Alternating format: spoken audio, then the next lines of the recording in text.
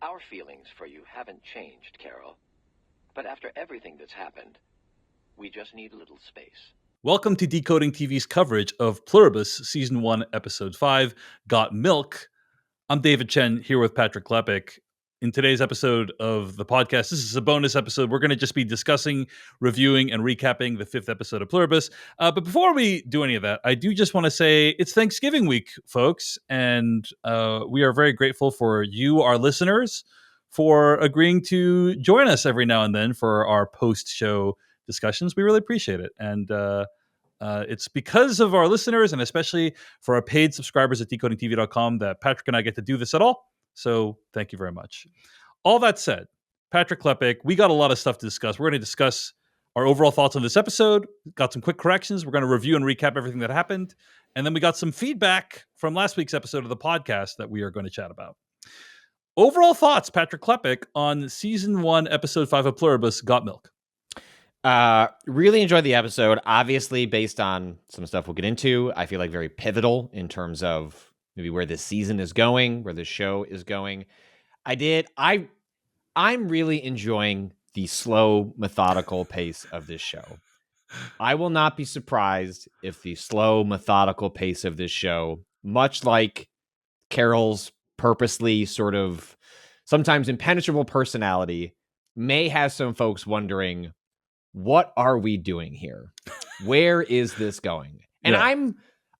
I'm fine with a slow marination. I'm fine giving this show as long as least possible. But there were moments, even for me in this episode, that I don't think this, but I don't think it's unreasonable to think I might need a little bit more show. Like, what are we doing here? And I think that is answered by the end. We'll get there. Made me yelp in my. I think the show wants you to kind of get to where it's going, but like my wife didn't figure out to where it was going. And I had a very like, oh, I think I know where this is going moment, which doesn't happen to me very often, David Chen, as we have discussed on the show, which I sit next to big brained people. They spoil things for me because they have the power of deduction. Intuition. Come on. I'm just a guy in front of these swirling colors saying, go to the next scene, sir. So I enjoyed the episode. I'm really loving this show. But what are we, if not halfway, almost halfway through We're the season? A little more than halfway out of 9 episodes. Yeah. Had me wondering, at some point, we need to get a sense of where this is going. I think we get there. It's a great hook, even if some things are still left unanswered. So I had a great time with a otherwise slow, methodical episode of Pluribus, which seems to be kind of where the show is at and operating at the last couple of episodes. How about you? You know, Patrick, I think we are simpatico on this show. I feel pretty much exactly the same way. Had a good time with the episode. Also getting a little bit concerned with the pacing. It is extremely methodical. And I will say, you know, they are dropping this episode earlier than the other episodes. They posted a cryptic message on social media saying that they're going to be the new on social media. Apple TV speaks as the Hive. I don't know if you've seen that. And so they're saying, Carol, we're going to be coming to you a little bit earlier this week on Wednesday. And so I will say bold move to drop an episode with a massive cliffhanger right before the Thanksgiving holiday. But even so far in the worst, quote unquote, most unenjoyable episode, there's going to be something interesting going on visually, or it's going to be exceptionally well directed, or it's going to be occasionally funny. Like there's so many quote unquote redeeming qualities about the show that I never regret spending my time with it so far. Having said all that, yes, I am also wondering where all this is going and what it all supposed to mean, and worried that the show is progressing maybe a little bit too slowly. So same kind of almost exactly the same overall thoughts as you. So yeah, it's like, was my time wasted? No. But at a certain point, I'm also, what's that mean? It's going around with the rabbit and the clock. I'm like, right. I guess at some point I'm pointing here a little bit, Vince, and I think he answers that by the end of the episode. But it feels like a deliberate choice, and one of those things where, kind of like last episode when we were discussing it, I wouldn't blame anyone for wanting to wait for more episodes to drop, because it does. This feels very planned. There are very elements of Breaking Bad, Better Call Saul that felt very improvisational. Yes. Pluribus feels very methodical. And so it feels as though it could feel slow, really kind of excruciatingly slow at certain points in the season. And yet they may all be such meaningful emotional payoff based on what happens in the second half. And that's kind of where I found myself. Like, Vince, keep cooking. I'm just saying other people might be wondering when dinner's going to be ready. I'm also going to say this, okay? I think Ray Seahorn is immensely talented. Like, I think she's doing everything that is being asked of her in this role and then some. And putting aside the question of likability or whatever, which we'll discuss more at the end of this episode when we get to feedback, I do find myself a little bit frustrated at how oblivious she is as a character, I think. And we can talk about that a little bit as we get through what's happening in this episode, because there's a major thing that happens with the Hive this episode, and she seems to, let's just say, not be super understanding of it. and so yeah, and part of me understands that she has just witnessed the annihilation of everything she's ever known and loved over the course of the last 9 days. And her entire worldview is different now, and she's desperately trying to set herself on this mission to save humanity, and that's probably very stressful, Patrick. I think it's also and part of me is also like, hey, I think sometimes what the Hive is doing is pretty understandable in this situation. So how would I react to this situation? Who knows? Maybe I'd be much worse than Carol Sturka. That's very possible. But watching it as an outside observer, it's like, really, Carol? Are you really going to react that way to the, anyway, go ahead. What were you going to say? For a lot of people listen to this podcast and the Filmcast. You probably have a good sense of David's personality and your own predictions on what David might do in this scenario. Feel free to write in with your own thoughts on what you think David might do in this situation that is or isn't different than Carol's. But the thought that occurs to me, and I wonder if it's something the show will pay off as it goes along, that part of what you're picking at here about her reaction to things can also be interpreted as Carol basically didn't function very well in the world until she met Helen. Right. Helen was her tool to, like, this world doesn't make sense to me. I don't like it. I don't like how I feel in it. It doesn't feel right. Like a round peg, square hole. And then Helen, like, was able to... She's like the translation layer, Correct. Right. Yeah. And it is so clear, and we get subtle reminders of that over the course of this episode, that lacking that filter, that translation layer, Carol reverts back to like a pre-Carol state, or a pre-Helen state. Pre-Helen state, yeah. And I think that as a pretty miserable person that you can understand why no one else would want to be around, even if your biological imperative is to help this person. Even the Hive says, maybe we got better things to do. So I think as part of like the long storytelling of, I think especially this season, which is going to do a lot of like Helen Carol establishing, I can imagine looking back on this as like, well, sure, it makes sense she acts this way, but this is someone who did not function in the world without Helen. Of course she's going to be like this with her gone. Right. Maladaptive, we might describe it as. Yeah, perhaps. Well, let's get into it. This episode opens at the hospital where the Hive is making arrangements to leave. We also see, by the way, one of the patients in the hospital is drinking a small carton of milk. That'll become important later. Anyway, this happens like minutes after the events of last episode. Lakshmi calls Carol and says, "How dare you make my son cry?" Meanwhile, Carol is in a different mind space completely. She is excited about the idea that there's a way to reverse the joining, but Lakshmi doesn't care that much. And so Carol says, "Hey, please make sure she doesn't call me again," to the Hive. But there's an actually interesting moment when she says to one of the people moving hospital equipment, "Hey, like, please make sure Lakshmi doesn't call me again." Like, the guy kind of looks at her for a second and then like doesn't pay attention to her, and then she finds that to be weird because she's been waited on hand and foot for the last week. Carol naps for a few hours, and when she wakes up, everyone is gone. I do want to point out that this is an amazing scene. This is what I'm talking about. Like, every episode, there's some incredible sequence. And in this episode, there's this sequence where all the people from different sizes and ages and dressed all differently, they all leave the hospital in this beautifully orchestrated sequence. During this sequence, the song Deo Gratias plays, which is a 36-part canon, which I thought was interesting. You hear like all these overlapping, a canon is a thing that like loops back on itself, and you hear these like overlapping voices, very eerie, very beautiful. And I thought that was a wonderful choice of song for this particular sequence. So anyway, before I press on, Patrick Klepek, any thoughts on what's happened so far? Look, I love the way the show looks 99.9% of the time. But oh boy, that scene when Carol emerges about to like see over Albuquerque and watches all the cars go away, like, the green screen. Now, to be fair, I'm not sure.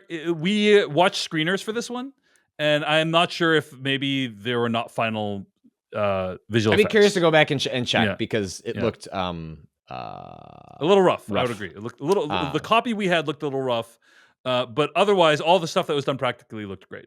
Looked amazing. And usually, when it's not final, we get a little warning that says visual effects are not final. We did not get that warning this time, so who knows? Anyway. And again, it's only me poking at what is otherwise like some of the most immaculate looking television around, and it's one of those things where it only stuck out just because it's just not a show or a creative team, top down that usually has bits like that. But it is a really awe-inspiring moment where it's I think it's scarier for the viewer more than it is for Carol, because Carol like doesn't really respond in I think the way that many of us might imagine how we might respond in this moment.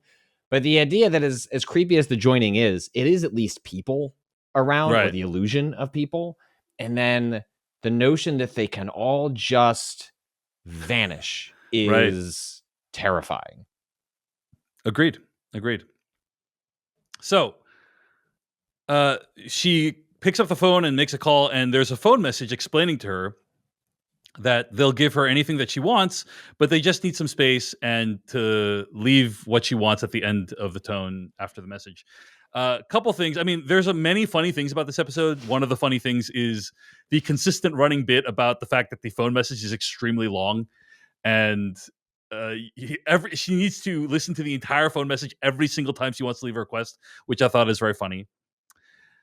There was a very astute YouTube commenter we talked about last week on the podcast that was talking about how very often the Hive or the Joined act like both sides of the abuser or in an abusive relationship. And to me, this felt like they were the abused part of the abusive relationship, where they're like, hey, we still love you. We still love you. Like, we'll do anything you say, but like, we're going to leave.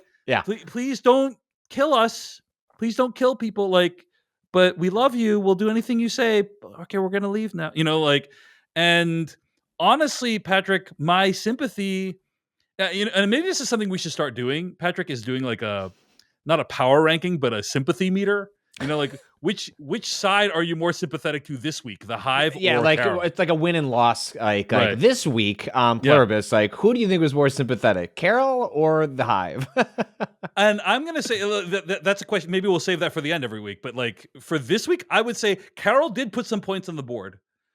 She had a great speech that she gave to the other non-Hive people, and I thought that was very convincing. But overall, my sympathies are much more 80-20 on the side of the Hive this week. How about you, Patrick? Well, I'm probably with you broadly speaking in terms of where my sympathies lie. But it does, I couldn't help but think, how does the Hive rationalize, to the extent that it can rationalize this to itself? Because in the message, they use a very particular wording, which is to the best of our ability or something like that, which is, they're not guaranteeing they'll do something, but they're going to give it the old college try, which leads to some exceptionally funny moments like throughout the episode, with one moment involving some trash in particular. But it's one of those things that I think Carol exposes in asking about, is there a way to reverse this? What is do they speak in half truths? And what is the hive's, I go back to that exchange that Carol has over nodding at allowing them to come and repair her house. Right. And to what extent will the hive now start to sort of like using self-preservation excuses to, if Carol experienced a heart attack in the past, there'd be someone next door that could come and fix it.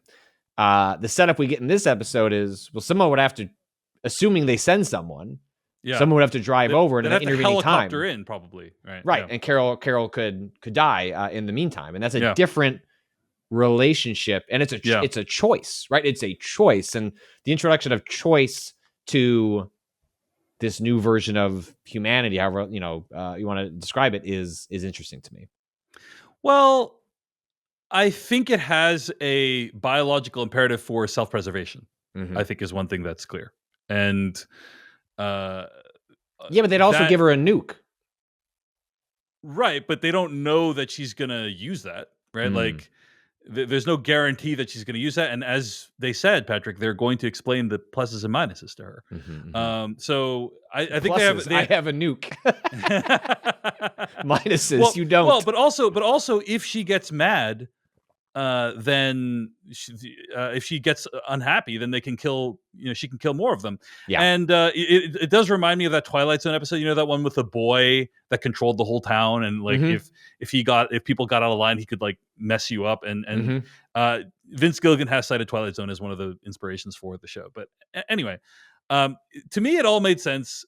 First of all, I don't think you answered my question. Are you more on I'm Hive's with you. side? The Hive's got a point. Hive's got a point. But it's also like, it's got a point, but like you're in the ground. Like you purposely converted human. Like you're really digging out of a deep hole. So even if you got,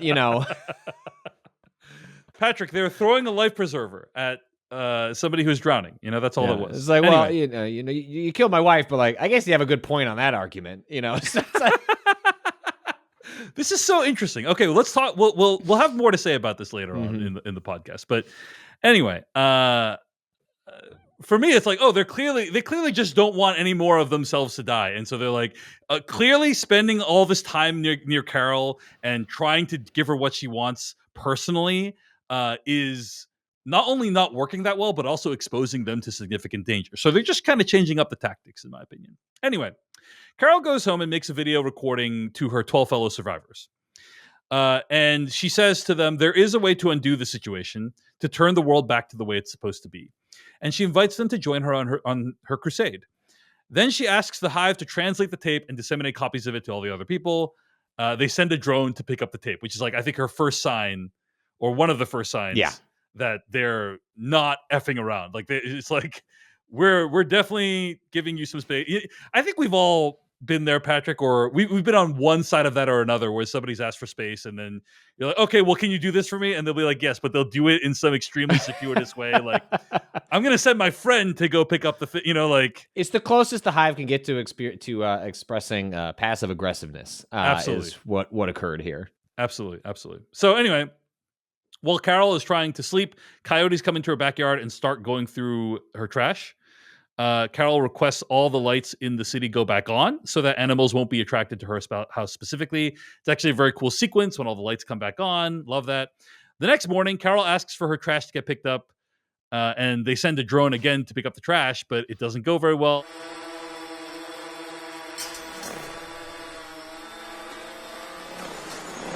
Trash is sprayed everywhere.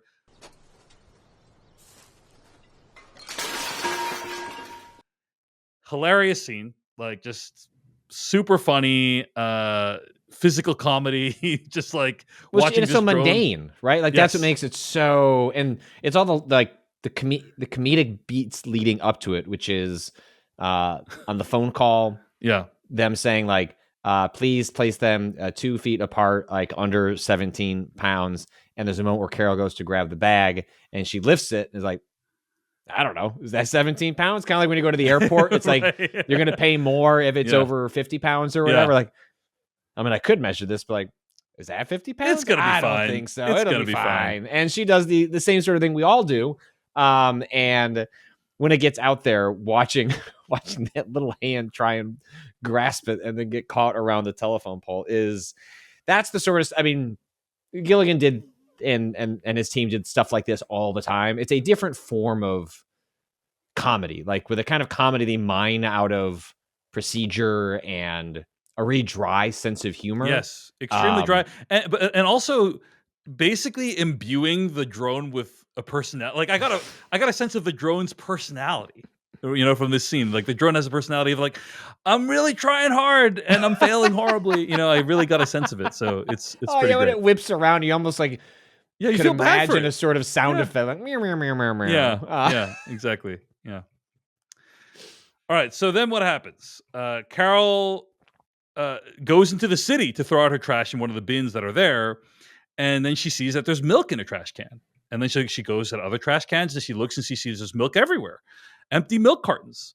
And she sees that the logo on it says Duke City Dairy. So she goes to Duke City Dairy, looks around, and finds a crystalline substance that they're using to mix a drink that goes into the milk cartons.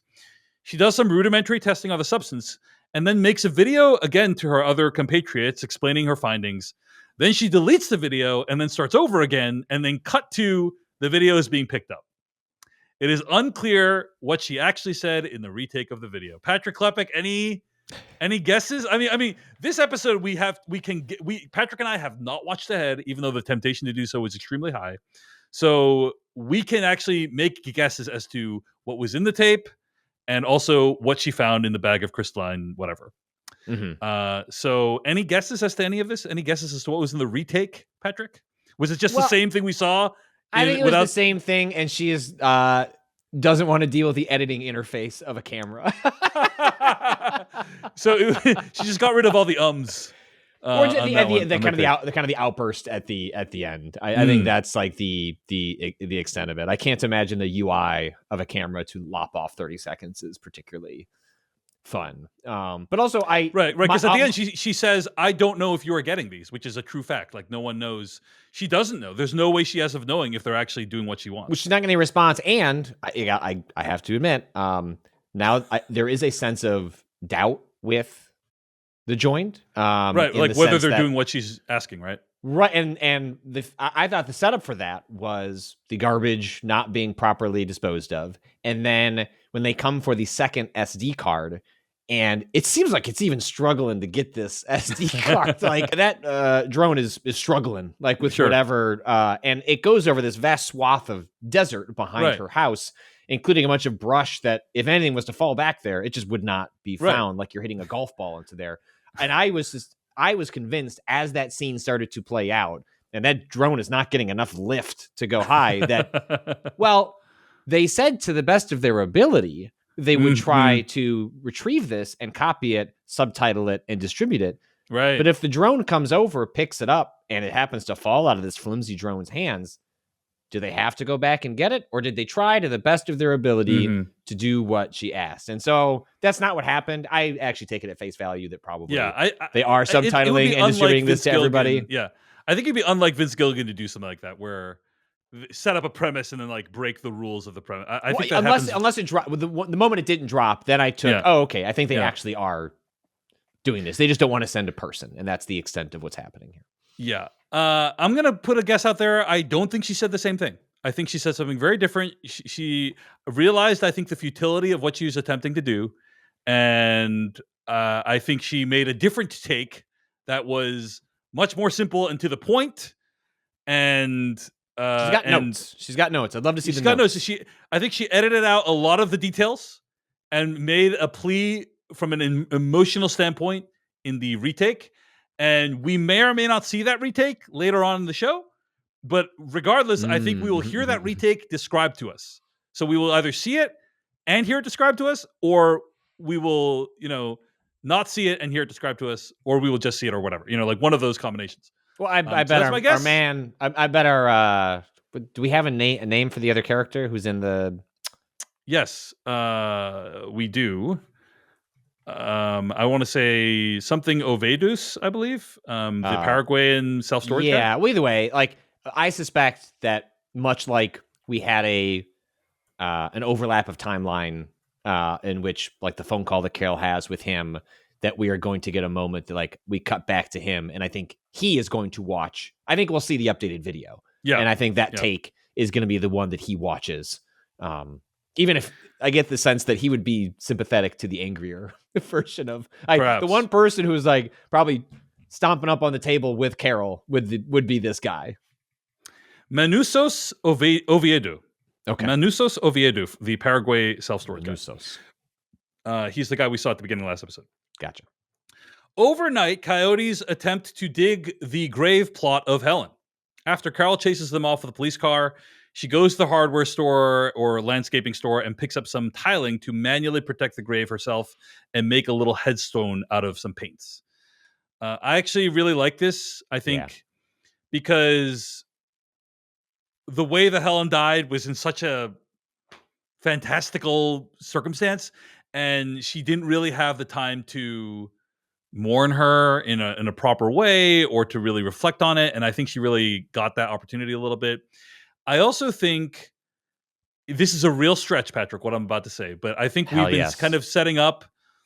You have compared the Hive very frequently with AI, right? And it has AI type characteristics. And this to me felt like, if you extend the metaphor to this sequence, she could have asked the Hive to help her cover up the tiling on the back of her house, but she wanted to do it herself because there is some value to the human effort at doing it yourself rather than relying on this collective / Lawrence language model to do it for you.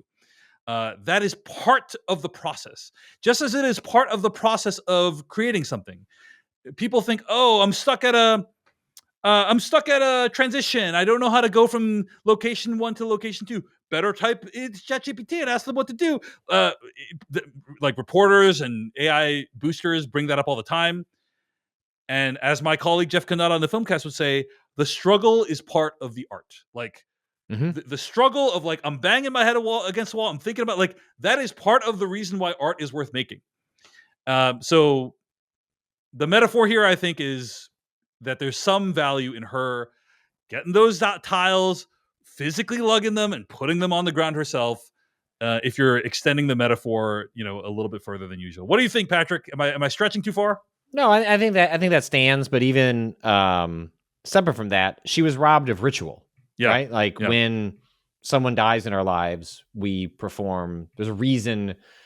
There are, the rituals may be different, cultural, region, religion, but there's a lot of overlap in terms of having a process to confront the death of somebody and working through our emotions. She was robbed. She put Helen in the ground because she was rotting. And there was it was practical. Yeah. Far more than it was a ritualistic exploration of how she felt. And here, it's kind of a combination of the two. In doing a practical thing, which is, I would like it if the half-decomposed corpse of my wife was not mangled by the coyotes, desperate for food. She performs ritual and I think begins the process of grieving Helen truly for the first time. Like having an outburst of emotion when she was zonked out of her mind on the truth serum, so to speak. That's the equivalent of like getting drunk and getting in your feelings and being sad. Like it's not really going through the process of confronting your grief. And like I think here, seeing the book on the nightstand when she goes to grab her face mask to sleep, putting out those tiles. I mean, again, we constantly compliment Gilligan's pacing and appreciation of procedure. Watching her put all of those out was some of the best encapsulation of how Gilligan does character work in the mundane. And then by engaging with that, I think she begins for the first time in this season, like any road to healing in a post-Helen world begins with now a sense of purpose of maybe there's a way out of this. And also Helen is beginning to be in the rearview mirror, but there's also something in front of her to do. And I think it was a really important moment for the character in general. Beautifully said, Patrick. So Carol sees a barcode on the bag of crystalline substance that she took from the milk factory. and then essentially goes down to the Sprout store to match it up to see if she can figure out where it's from. She matches it up to a bag of dog food and then goes to where the dog food is produced and then searches around a little bit and then finds something.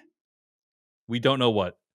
And I just want to point out, by the way, listeners, I get Patrick and I have both gotten these episodes early, so we have the next few in advance. And I texted Patrick. I said, "Man, Patrick, it is really hard to not watch ahead this week." And Patrick mocked. He derided. He said, I think that's a aggressive interpretation. But however, your feelings are your feelings. I can't. I can't. I'm not David. "Oh wow, David, big sacrifice, big." I did say that. I did say that. Okay, big sacrifice, David. And then you watched the episode, and then you were like, "Okay, I understand now, David." Yeah, now I get it. I get it. Okay. I think also important about this moment, and this feels like a giant shoe that is going to drop, I think, this season, is we now, in this episode, have two instances of animals, nature, beginning to encroach upon the human world in ways that are part of a systemic breakdown of how the world functioned before, right? Like the lights being on, people being present, society active is going to keep coyotes at bay, or they'll be much less bolder about what they do. The crows getting in through an open window to peck at a package of something. Again, all reflections of sort of the kind of abandonment, nature reclaiming, or just a world moving on that we see in a lot of like apocalypse. Right. Or during COVID, when there was lockdowns, people would tweet, sometimes jokingly, "Nature is healing." We're seeing foxes in Times Square. Nature is healing. So we're seeing a little bit of that going on. Right. But the fact that there's an exchange earlier in the season, it's like, well, eventually the world's supply of meat is going to run out. What's the plan here? Well, we're not going to kill animals. Okay. But if you killed an animal, and then it's proposed, if we killed an animal, would you prepare it? And they said yes. They just don't want to engage. They can't actually refuse to engage in the act of killing. So they release the zoos. And so I feel at some point, the notion that they do not want to kill, and there are animals everywhere, is going to become sort of some meaningful plot point. It's not, maybe not, but it feels like at some point there's going to be like a bear that runs ravic on the joint at some point. It just feels like something that is going to cause a clash between the philosophy of the joined and existing in nature, which may view the hive as a threat or a food source. All that said, Patrick Klepek, I am hoping we're going to find out some strong clues about what this substance is or it is constituted of next episode of Pluribus. So this may be the last chance we can guess what it is without actually knowing. Come on. Are you truly think it's anything other than the obvious thing? What is the obvious thing, Patrick? The obvious thing is that how many people died? What's the number we got? 300 million? I have. Do you remember? Somewhere. Yeah, it's while you're looking it up, the exact number. But there are tens of millions of people that died during the mass joining that occurred once the at least the U.S. military figured out what was happening. They we know that they will not kill in order to provide an ongoing food source.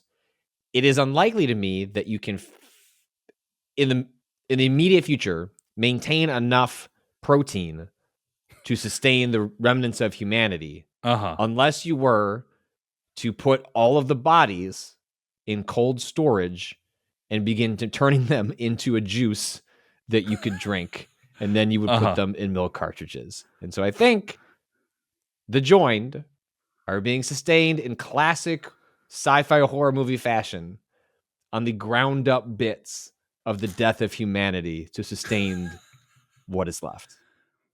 It's a strong guess. And we learned in episode, I believe, 2 that 886 million people died during the Christ. Yeah. That's so many people. But also, on the flip side, a lot of nom-nom. Yeah. I mean, it seems distinctly possible that is the case, right? So you're saying the remnants of the people that died. Very, very likely scenario, I think. Very possible. I would love to know. after recording this podcast, you and I Yes. could, in theory, watch what's next. I thought that's immediately what we're going to do is after we finish recording, I'm we're immediately going to go watch I'm going to hold off because this theory seems so obvious to me that I want to know what other people's theories are before what I think is going to happen is that the first shot of the next episode will either confirm or it'll be something completely like different. But it seems like such an obvious setup. It had to be something that shocks her, right? It has to be something that she finds shocking. Now, the problem is that, in my opinion, she finds a lot of things shocking on this show.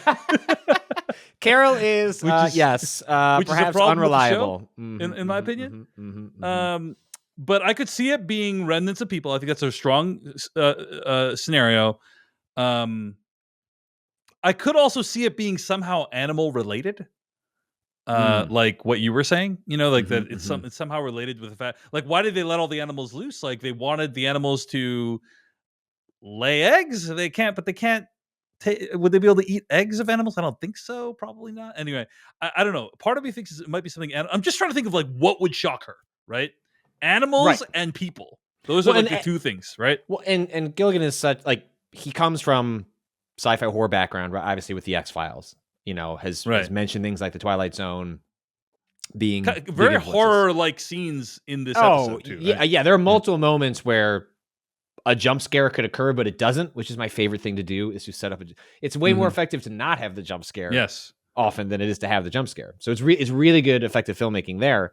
But so he knows what he's playing with. And I think he knows that the natural assumption is that the theory I just posited, which then makes me question arriving at that conclusion, because it's the obvious answer, and this show more often than not shows that it's going to take the non-obvious path. Now, maybe there's fun in subverting it with, you take the trope, you take the cliche, you do other stuff with it. That remains on the table. Sometimes tropes and cliches are fun because you expect it to happen, but I think it's on the table that either exactly what I said is happening or something completely different, because the show is playing with us. And given that Gilligan understands this world, I think both those are on the table. Where are you sitting with it? Do you think it's the obvious, or do you think we get a curveball?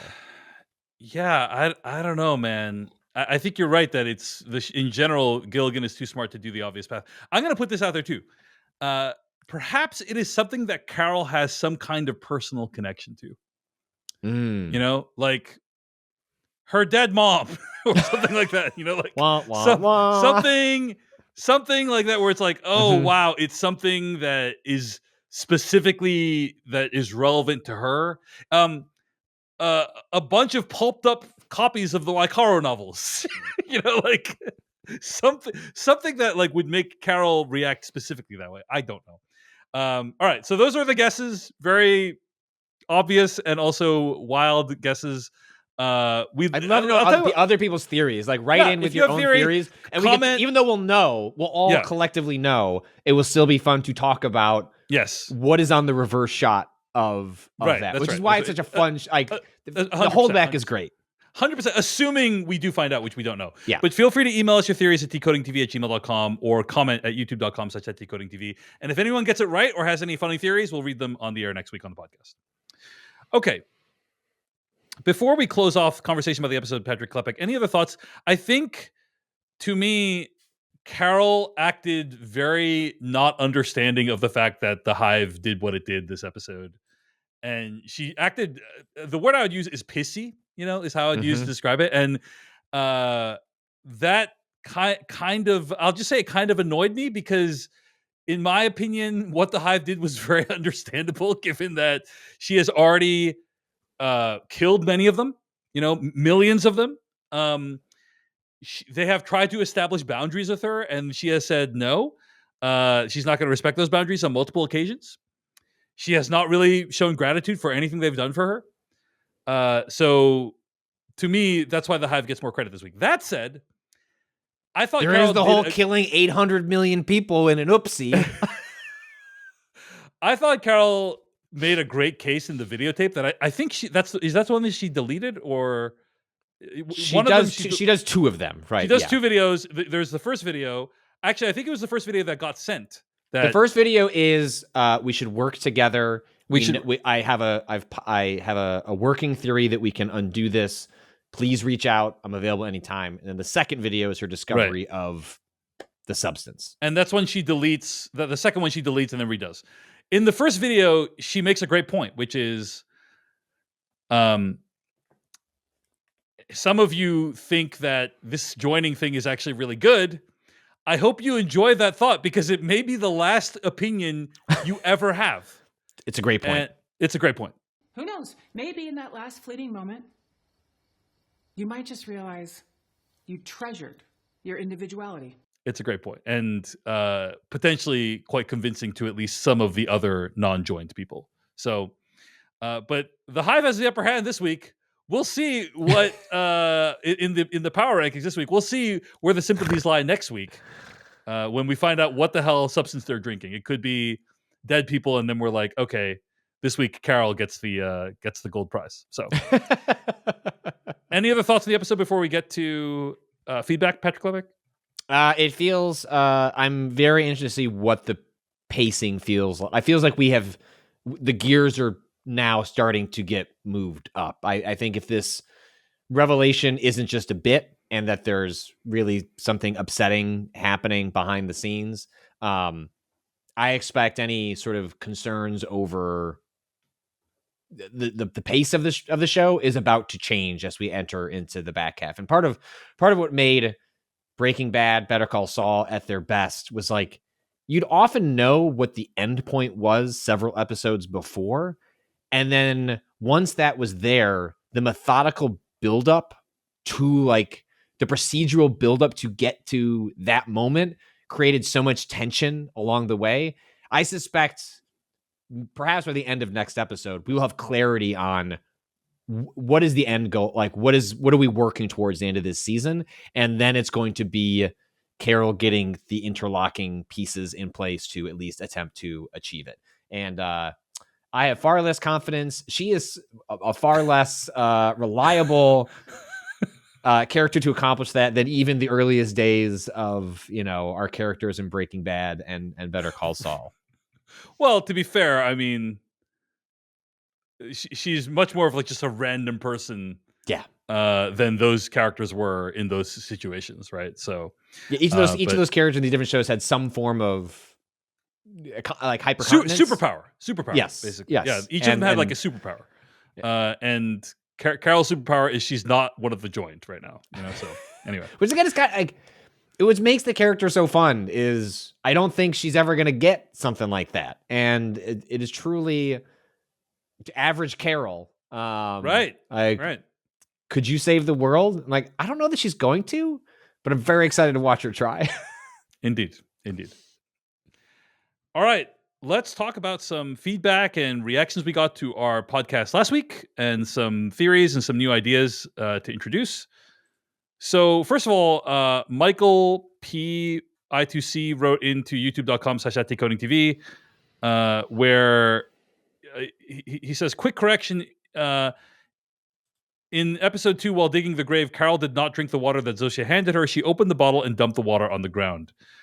End quote. This was in reference to, I think, Patrick Klepek's comment about how Carol was more receptive to food and water and drink from the Hive than the Oviedo guy from Paraguay. Mm-hmm. And while that is true that she dumped out the water, Patrick, you and I discussed in the pre-show time period that she was ultimately more receptive to stuff that was provided by the Hive. Right. From the food that she ate at the little retreat to the fact that she allowed them to stock the sprouts for her, right? Like, as far as we know, she's still eating food from the sprout. What if they dipped all the sprouts food into feces? Like, she doesn't, she's like accepting, hey, or layered in that goo, whatever that stuff, you know what I mean? At this point, we I kept waiting for her, like, as she's like, when it spills and then she's putting it in her fingers, like, is she is she going to taste it? Is she going to taste it? She didn't. I have this other idea, by the way. This other thought just came to mind about what we might see that Carol saw at the end of episode 5 of the show, which is it might not be anything remarkable. It might just be something very normal, but organized extremely intricately. That's another prediction. I'm just throwing that out there. It's like, it's not anything. It's not people or animals. It's just something very average, but there's like a million of them all like lined up in a row or something. I think that's entirely possible. Yeah. So put that out there as well. Okay. The Demonic Penguin writes into youtube.com/@decodingtv. I love Carol. She's somewhat abrasive, but her reactions have been pretty relatable and understandable. If you don't like her, fine, but there is absolutely a misogynistic streak to some of the people discussing this online that is reminiscent of the Skylar discourse. It's not wholly surprising, but still quite depressing, end quote. Now, I have some thoughts on this. First of all, the Skylar discourse, Patrick Klepek and I discussed it, and it got really unhinged in the sense that people are literally writing death threats to the actress that plays Skylar, right? Like that's when I think it goes way too far. It's one thing to dislike a character. It's one thing to attack a human being in real life, right?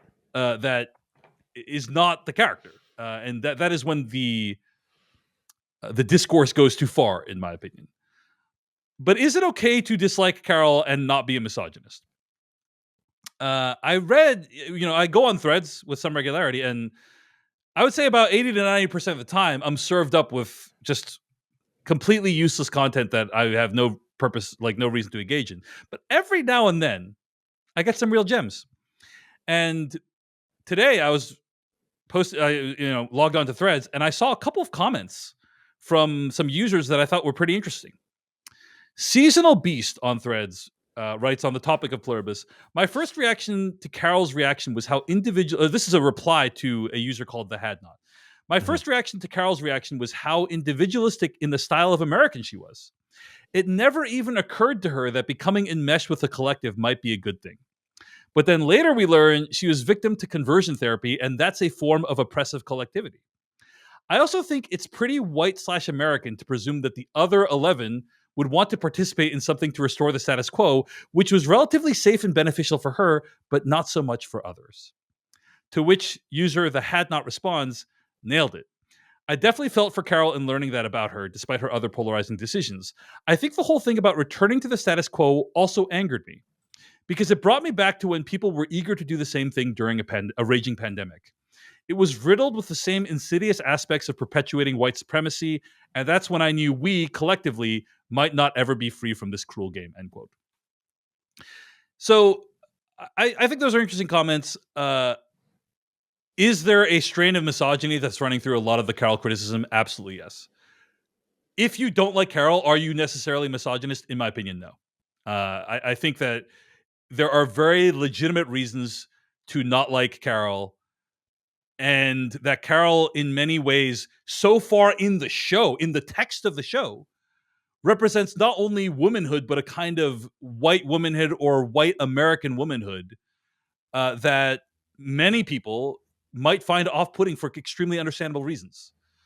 I do think this idea of this desire to return to the status quo, like we literally just lived through that. We've all experienced that for real, in reality, where everyone has a strong desire to return to the status quo after this collective experience we've all been through. Like they're like, that sucked. Let's never do that again. But a lot of people, the former status quo was not good. The way that society treated disabled people was not good prior to the pandemic. And I think many people hoped that in the wake of the pandemic, we would try to make another kind of society. That did not happen, in my estimation. But I think it's an understandable thing to see that kind of behavior in a fictional character on a TV show and be very turned off by it, right? Because it represents some negative things that we have experienced in actual society. Patrick Klepek, does all make sense? What do you think? And the distinction with the Skylar discourse on Breaking Bad was that was a lot of misogynists projecting onto the character things that didn't exist. Mm-hmm. I don't think Skylar was written or performed as an abrasive character. Often the misogyny was laced with, he's holding, like you're holding this man back. There's one character who is trying to progress the plot. and there is another character that's trying to hold him back from progressing the plot, right? And also, like, I think maybe you shouldn't be a drug lord, and all these people should be dying. Like, women, am I right? Take my wife, please. I just, it's one thing to not like Anagon as a performer. Like, that's a choice one can make. Like, I don't like the performance of Skylar. That's not what that's not what this strain we're talking about. This was people Right. using that character, projecting their misogyny onto her, and then warping that back into the real world. Whereas I think we've tried to draw a distinction with Carol, in which this is meant to be, again, choose your word, unlikable, abrasive, frustrating, impenetrable, like hard to sympathize with. The character is, I think, Yeah. IMO written that way, and it's part of the arc of the character and the audience's journey with her and that doesn't mean you can't find entryways into Carol where it's like, Carol speaks to me when she does this or says that. Or you could be at this journey with her so far in the show and go, I have no entryway into this character. They are driving me up a wall. I think all of those are valid, and especially given the fact that it's a singular character, a singular performance centered in the show, I think it is meant to be something for each individual audience member to come to differently, and for the show to be okay with audience members not being entirely sympathetic, empathetic to like what she is doing. I think it's written that way, and that's different. Yeah. Now, that is our theory. That's your and my theory, Patrick, right? Is that the show, quote unquote, knows she's unlikable, and they're going to bring her to a different place. Even if they don't, like, it actually sort of doesn't matter to me whether Carol becomes, quote, more likable over the course of Pluribus, which I expect that to happen just because that's storytelling. Like, I think, like, Vince's stories often end with like character, some characters at least, going through a positive progression. But I just think they're starting from different places as show in terms of what the audience relationship with the characters are. Like, this was the audience putting a section of the audience putting something on Skylar as a character that was not on the page nor in the performance. Mm-hmm. I think in Pluribus it is distinctly it's on the different. You think it's more on the page. Yes. And there's like explicit references, like we talked about how Carol was standing on Air Force One next to the presidential steel when she was making her imploring of, let's do it, you all are wrong, we're doing it my way, right? Like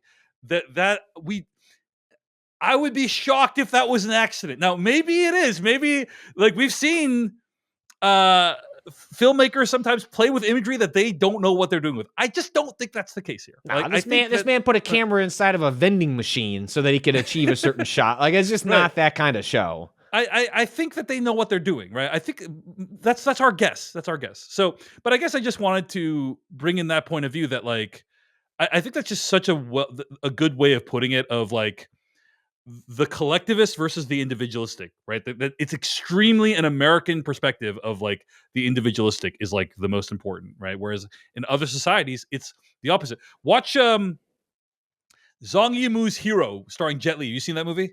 Mm-mm. Right? One of the most beautiful films ever made. You should check it out. I don't know if you're into martial arts movies, Patrick. Are you? I thought, I flirt. Yeah, you flirt with them. Anyway, so I'll just say, I'm not going to spoil the ending, but the character in that movie makes a decision that would make absolutely no sense in an American film. Okay. And it's like you see evidence of these kinds of things where like the society that cultivates you makes you think that some things are virtuous. So that's one thing. That's an interesting lens to look at it. It's like the individualistic versus the collective, and then also the status quo versus not. Like, Carol is trying to restore the status quo, but there is no thought from Carol about whether that status quo was actually good, right, for the people that are resisting her.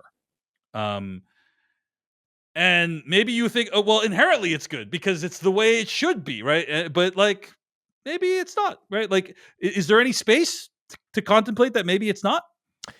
Is it possible they're all wrong? 100%. Because I don't know. 100% possible. Like zombie child in the kitchen chomping down on his dinner when, like, don't make him cry, Carol.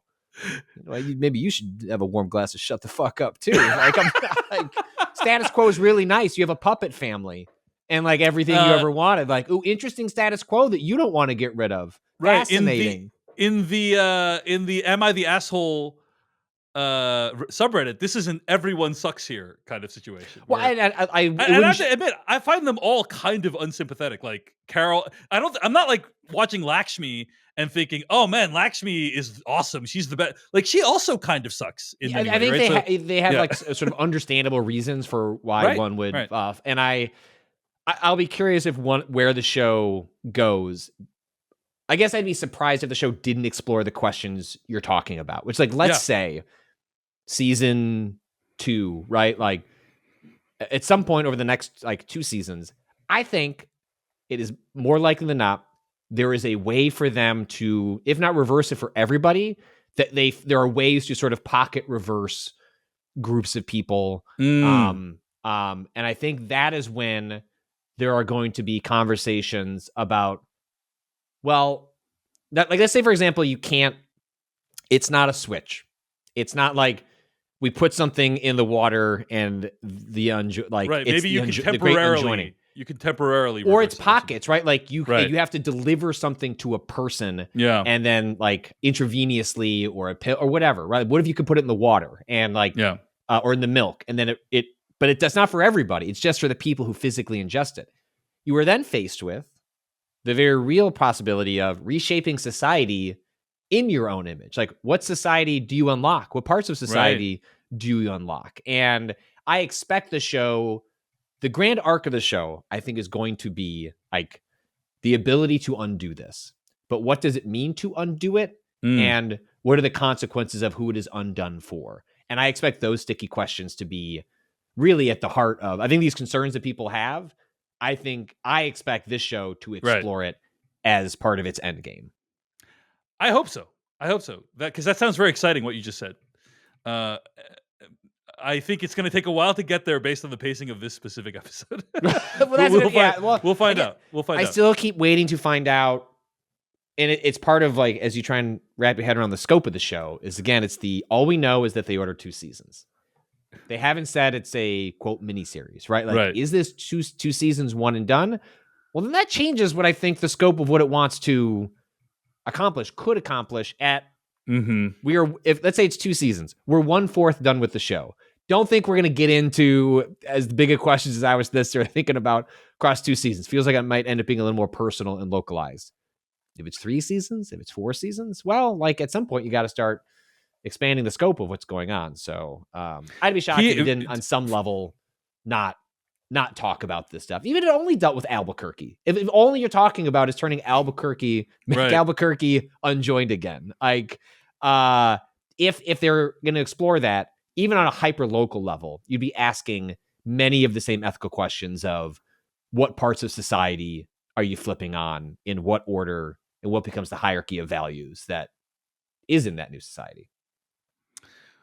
Well, for the record, Vince Gilligan has said he sees it running for about 4 seasons, and it's really up to Ray Seahorn. So, and whether she wants to keep doing. I'm sure she's gonna say no. Vince, I'm gonna good. Be like, I'm gonna turn that one down. So. I read a story where he decided on the show as Better Call Saul was finishing. It was like one of like the last day of photography, like principal photography or something like that. He brought her aside and said, "I'd like to offer you the role in like the next show that I'm doing." And she like broke down crying like on set with him. So if Apple's going to fund this, they're still founding Foundation. they're still funding Invasion. These are shows that, okay, Foundation, I know people like. Invasion, does a show exist? Who could say? There's not a chance that if they want to do 4 seasons, Apple doesn't see this all the way through. IMO. And we'll be here for it. Indeed. All right. Have your own theories? Want to react to anything we've said? decodingtv@gmail.com or comment at youtube.com/@decodingtv. Love to be engaging with listeners and fans on a week-to-week basis, and love to hear what you have to say in a respectful fashion. Please do. Until next week, he is Patrick Klepek. I'm David Chen. We'll see you later. Bye. Hey everyone, David Chen here. Thank you so much for watching that video from Decoding TV. If you want to get an audio version of the show, all you got to do is go to podcast.decodingtv.com. And if you want to support what we do, get ad-free episodes of the podcast and also bonus episodes of the podcast, go to decodingtv.com and become a paid member. Of course, you can also like and subscribe for more. We appreciate it. Thanks. See you later.